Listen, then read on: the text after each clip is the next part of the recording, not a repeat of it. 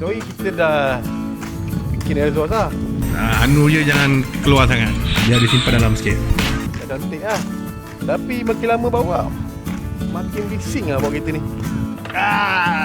Kereta lawa merah. Dah macam-macam buat kat kereta ni. Boy mancing, boy shooting, rodah sana, rodah sini. Hai. Oh, kereta ni dah tak kodap. Kita nak restore balik. Apa yang tak kono ni, apa yang buat tak kodap ni. Kita buat kerja, kita restore ni. Cari barang-barang ni. Bila nak pergi tu kan? DIY. DIY lah kan.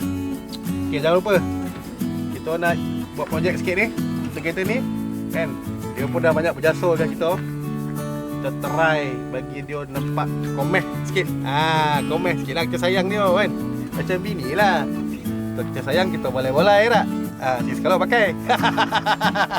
So lepas ni stay tune dan teruskan menonton. Jangan lupa like dan subscribe video kita orang. Nak try buat something kat kereta ni.